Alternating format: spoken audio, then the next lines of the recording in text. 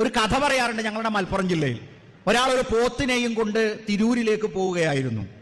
അപ്പോ തിരൂരെത്തുന്നതിന്റെ 2 കിലോമീറ്റർ മുമ്പ് പോത്ത് കയറ് പൊട്ടിച്ച് ലോറിന്റെ ഉള്ളിൽ കുടുങ്ങി ചത്തു. അപ്പൊ ആളുകൾ ചോദിച്ചു, കാക്കുവോ ഈ പോത്തിന് 2 കിലോമീറ്ററും കൂടി പോയാൽ തിരൂരിലേക്ക് എത്തുമായിരുന്നേ, പിന്നെ എന്ത് പണിയാ നിങ്ങൾ കാട്ടിയത്? അപ്പൊ അദ്ദേഹം പറഞ്ഞു, തിരൂരെത്തണമെന്ന് ഞാൻ മാത്രം വിചാരിച്ചിട്ട് കാര്യമില്ല, പോത്തിനും കുറഞ്ഞൊരു ബോധം വേണമായിരുന്നു. ഇതേപോലെ മാതാപിതാക്കൾക്ക് നമ്മളെ ദീനിയായി വളർത്തണം എന്ന ബോധമുണ്ടായത് കൊണ്ടായില്ല, മക്കളായ നമുക്ക് ഞാൻ ദീനിയായി ജീവിക്കും, അതാണ് എൻ്റെ ബാധ്യത എന്ന് ഉൾക്കൊള്ളുമ്പോഴാണ് ഈ ക്യാമ്പിന് വരാൻ നിങ്ങൾക്ക് സാധിച്ചത്.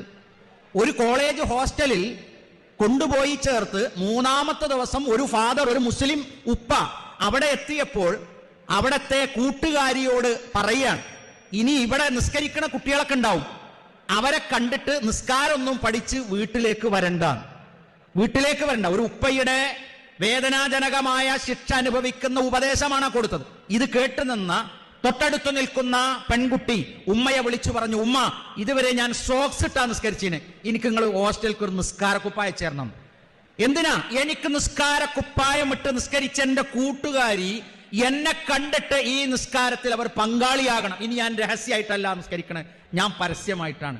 മതത്തെ അവഹേളിക്കുന്നത് കാണുമ്പോൾ അവളുടെ മനസ്സിലെ ആ വിഷമം അവൾ പുറത്തെടുത്തു. എനിക്ക് വഴി പറഞ്ഞു തന്ന, എനിക്ക് ഹിദായത്ത് നൽകിയ അള്ളാഹുവിനെ ധിക്കരിക്കാൻ ഒരു വാപ്പ തീരുമാനിച്ചിട്ടുണ്ടെങ്കിൽ എന്റെ കൂട്ടുകാരിയെയും ആ കുടുംബത്തെയും വഴിയിലേക്ക് എത്തിക്കേണ്ടത് എന്റെ ബാധ്യതയാണെന്ന് മനസ്സിലാക്കി.